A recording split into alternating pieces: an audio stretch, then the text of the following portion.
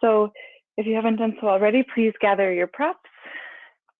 You are more than welcome to have several pillows, blankets, blocks if you have them at home. You can also use books, as you know. Go ahead and gather all those things. I'm going to lay out my blanket across my mat to create this little extra layer of padding. Feel free to do the same at home if you like.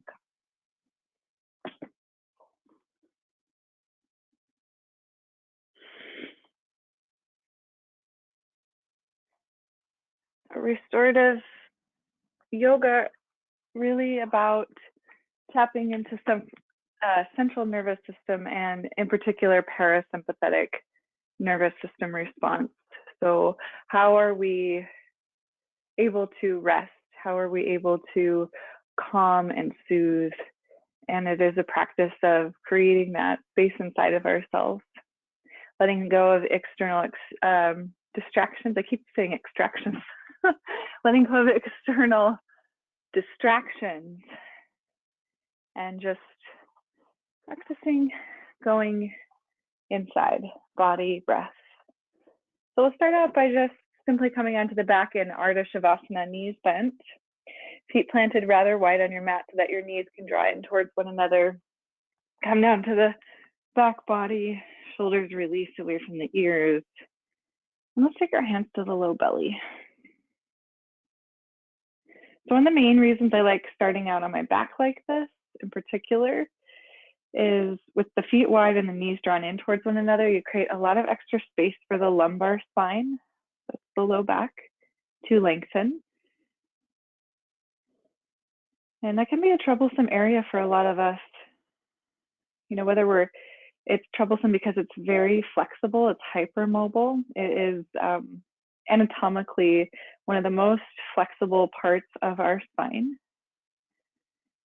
And for those of us that sit all day, we're constantly compressing that spine, those muscles generally around the low back, if we're sitting all day, tend to be short, tight, and weak. So just because something is tight does not necessarily mean it's strong. That's where the complement of having some sort of movement, strength training exercise, whether that be a vinyasa flow or weight training, comes into play to help to balance the body.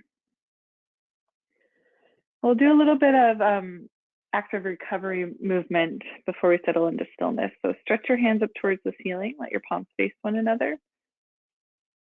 Deep breath in, deep breath out. Grab your opposite elbows. It's like you're making this little I dream of Jeannie hands in front of your chest. You're going to start to rotate your knees off to the right and then pull your elbows across your chest towards your left. If that's confusing, you can take a peek at me. I'm doing the same thing. Knees are going off to the right, elbows to the left. Come back through center. Knees to the left, elbows across the chest towards the right. Okay, so we're starting to explore this dynamic movement. And when I say dynamic, I just mean we're moving from side to side. We're not statically holding in a particular shape. We're moving in and out of that shape. You might pause on one side or the other for a few breaths and then switch sides again. Do that a few times.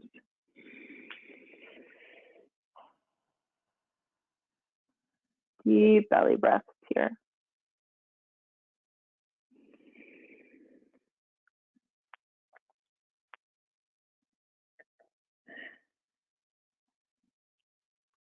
And one more time in each direction. We started with elbows moving to the left and knees moving to the right. So we'll end with the opposite direction. Elbows moving towards the right and knees to the left. And then we'll start to release and wind. Relax your arms, plant your feet again wide, let your knees draw in, hands back to the low belly. Breath in, breath out.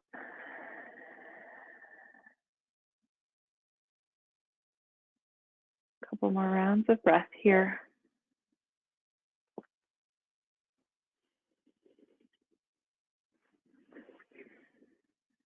Okay, so now walk your feet in about hip-width distance apart. Pick up your right foot and cross your right leg all the way on top of your left leg. It's like you're sitting cross-legged in a chair.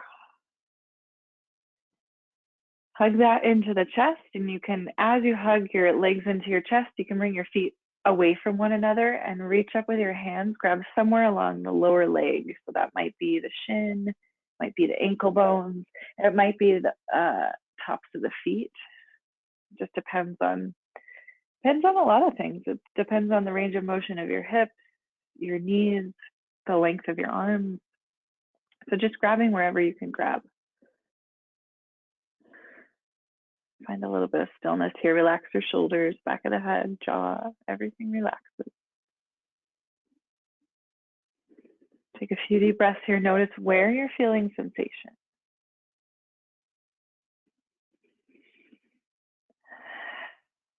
I like to pull my feet wide away from one another and hug my knees into my chest.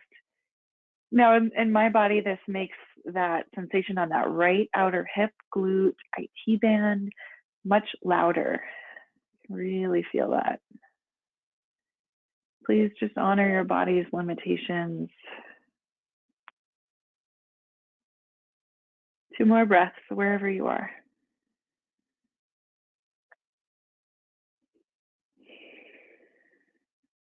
Unwind the legs, and then rebend the knees, plant the feet. Back to that constructive rest, hands to the low belly. Breath in. Breath out. And again, walk your feet hip-width distance apart. Pick up your left foot. And then rest that left thigh all the way on top of the right thigh. Find that cross-legged supine shape. Begin to hug your knees into your chest, keeping your legs wrapped. Spread your feet wide, and then reach up and grab somewhere along the shin bone, the ankle bone, or the feet. It might be really different on this side, and that's okay. So your job is to just notice, to observe.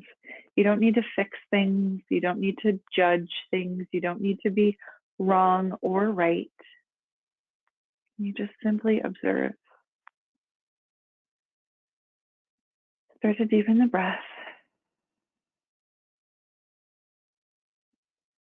Closer you get that left knee towards the chest, and the farther you pull the feet apart, most likely the more intense that sensation will feel, so you can play with that in your body.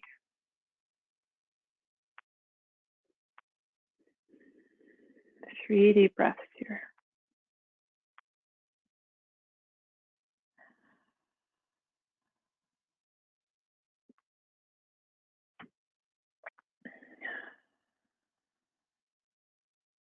Nice and slow, let's unwind the legs. Reach the feet up towards the ceiling, the arms up towards the ceiling. Give yourself some circles with the ankles and the wrists.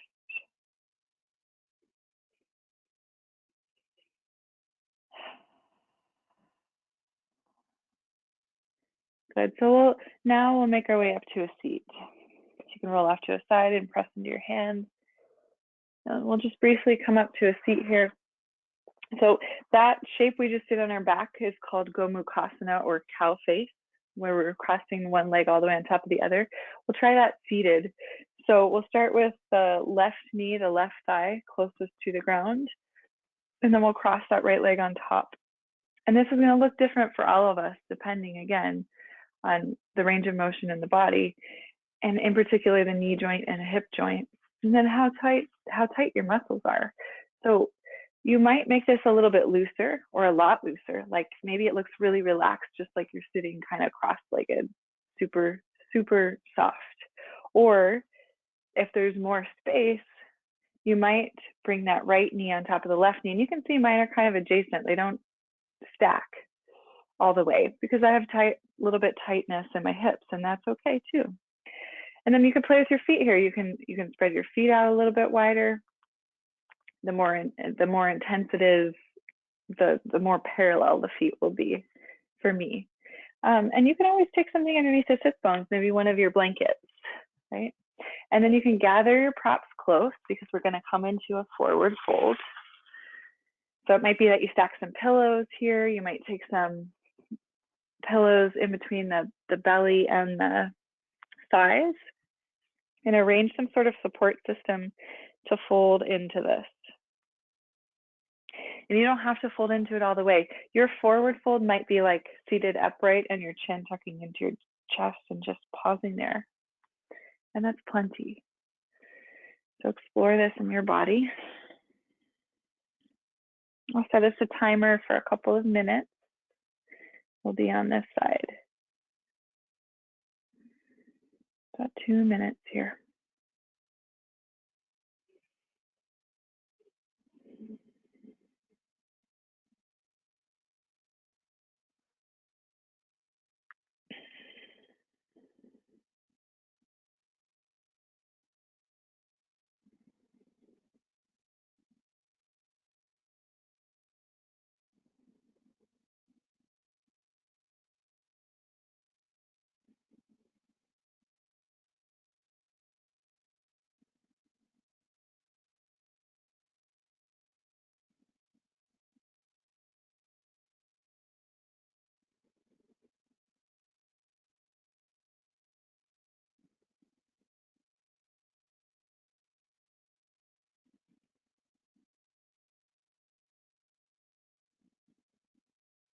Keep relaxing your jaw. Relax all the muscles of the face. Relax the shoulders. Halfway through. Keep softening in. That doesn't mean going deeper. That just means keep unclenching, ungripping any tightness. Notice where you're still holding on.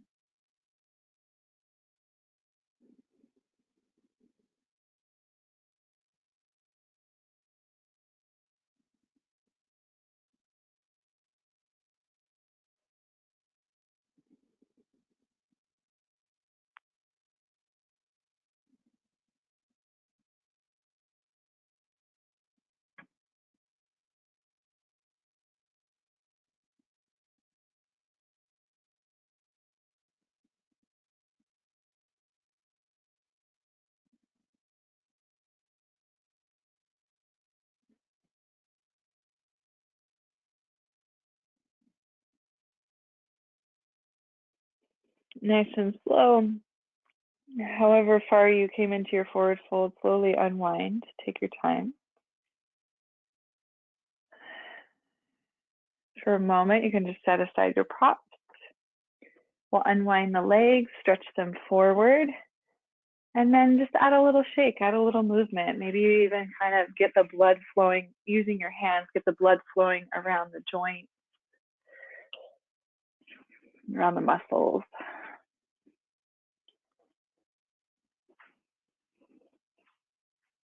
All right, so second side, we'll set up with that right thigh, knee closest to the ground, and then you get to find what the shape's gonna look like for you. So worry much less about what it actually looks like and how it's feeling, in particular around the joint structure of your body, and let that be your guide.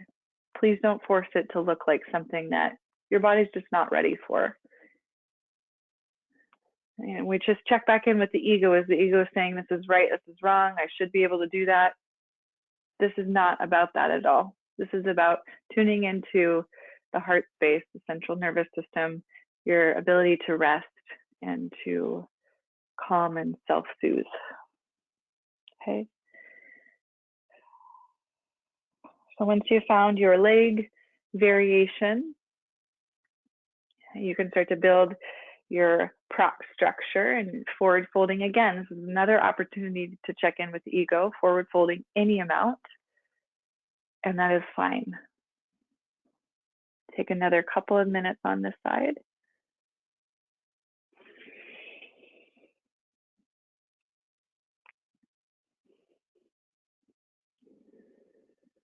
See if you can start to soften in, deepen the breath. Relax the shoulders, relax the jaw. Soften through the throat and the neck.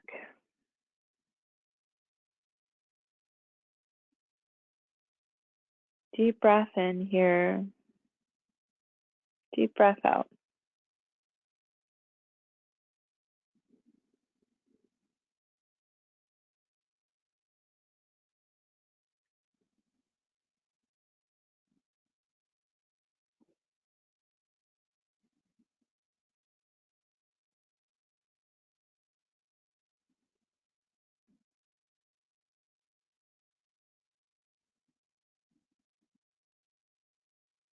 Halfway through, we have just 1 more minute on this side.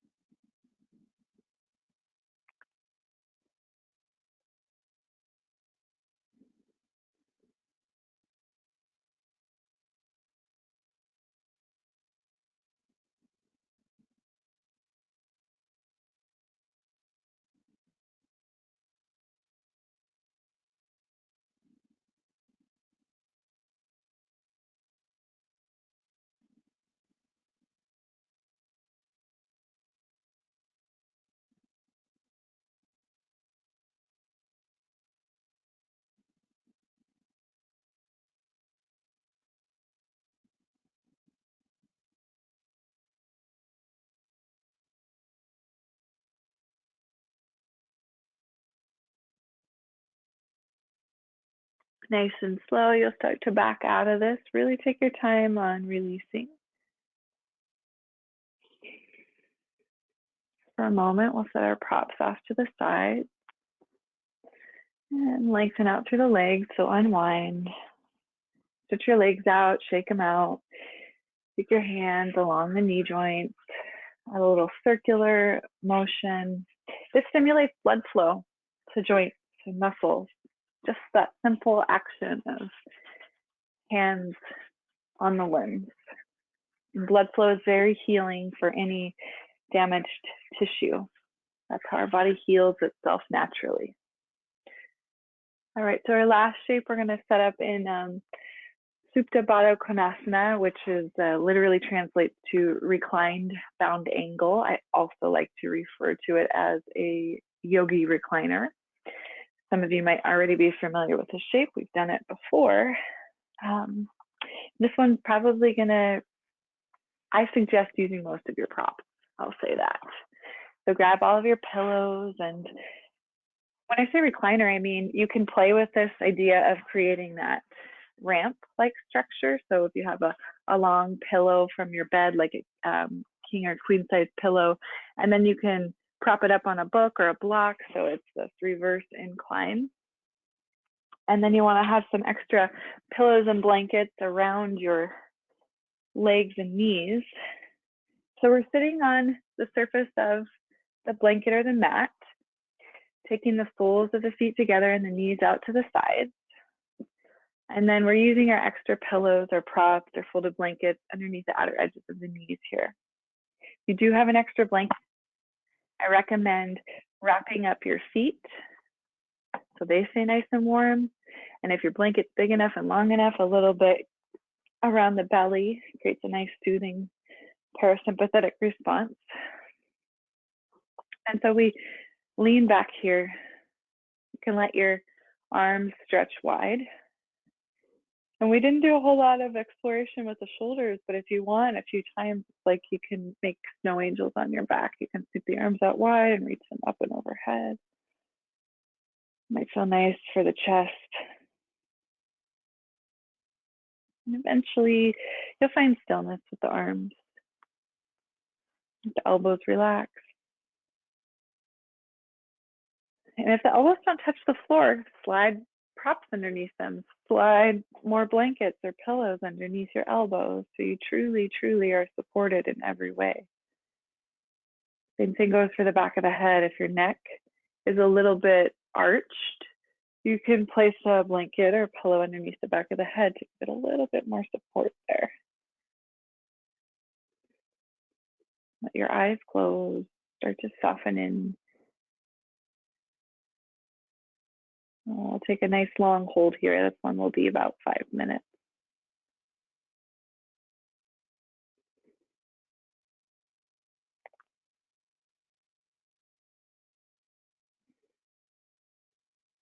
You can let your back teeth go.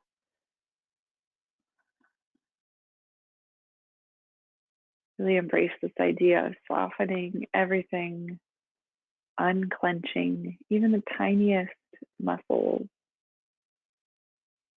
And notice the muscles along the neck, the throat, soften, open there. The muscles around the chest, clavicle bone, heart space, rib cage. Relax and soften there.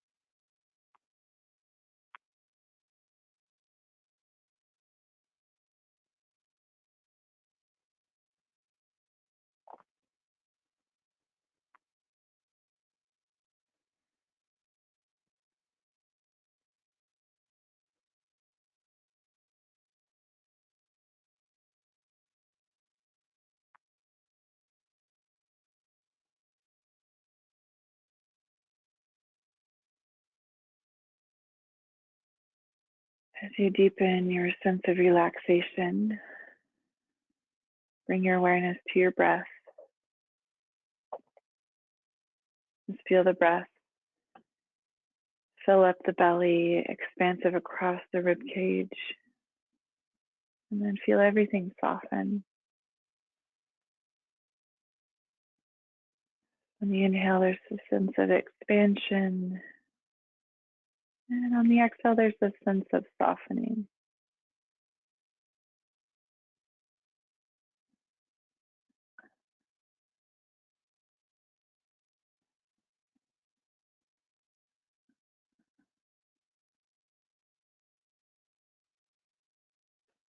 From this place of awareness, we'll begin to count backward on our breath. We'll start at the number 10. And with each exhalation, we will go backward 1 count. Your next exhale is 9.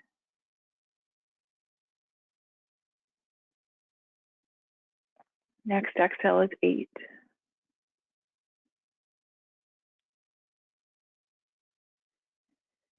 Continuing to count backward on your breath until you arrive at 0.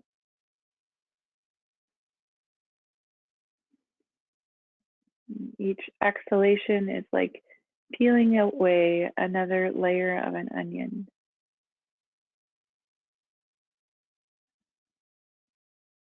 And the closer you get to 0, the more the mind, the body, and the breath are established in a state of complete ease, complete relaxation.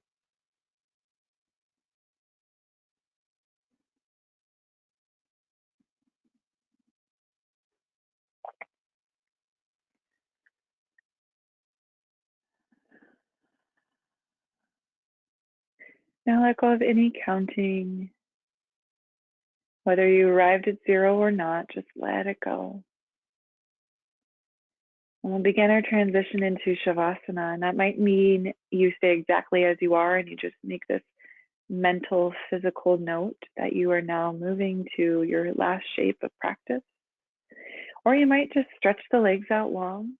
You could slide those pillows, blankets underneath the backs of the knees if you like.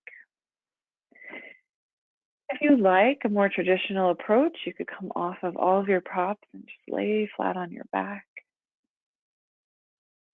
So really just use your discretion, set up Shavasana in whichever way is going to provide you with a sense of stillness and ease, effortlessness.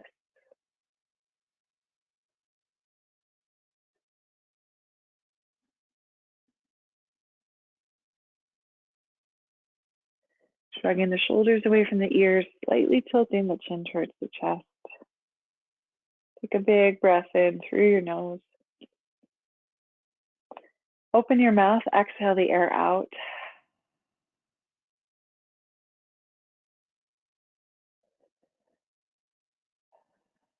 We'll settle in for about a minute and a half of quiet Shavasana.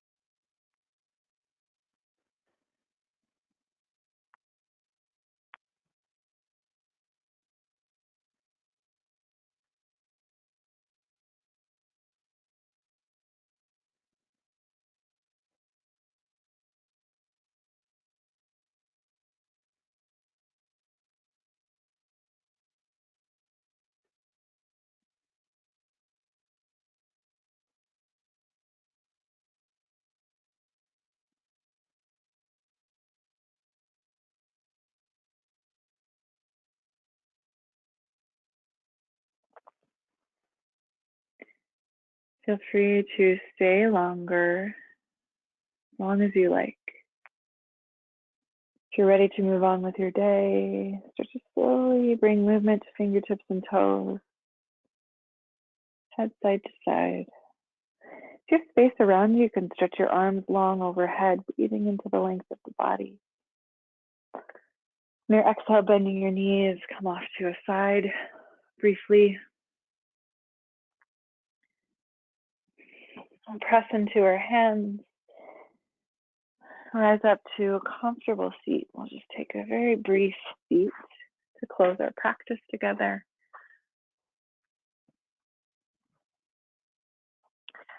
So your sits bones root and your spine grows tall.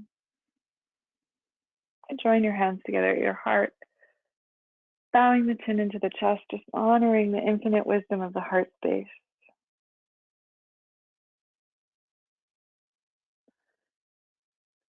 The Bhagavad Gita is one of the seminal yogic texts. It's one of the oldest yogic texts, and it's an epic poem. It's a story of a boy named Arjuna who is being sent to war to fight his family.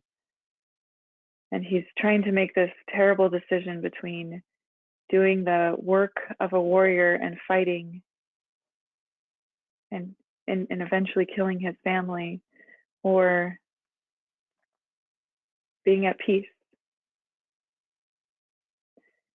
And within this epic poem, there's a line that I just love, And it is something along the lines of, on this yogic path, no gain is ever reversed. No effort is not enough. So no matter how much work, no matter how little or how much of this work you do, the yogic path will shelter you from great sorrow. Just even a little bit of this work, this last 30 minutes that we've spent together, will shelter you from great sorrow. Deep breath in, deep breath out. So no matter where you are on your path, on your journey in this life, we all come from the same place. Namaste, yogis.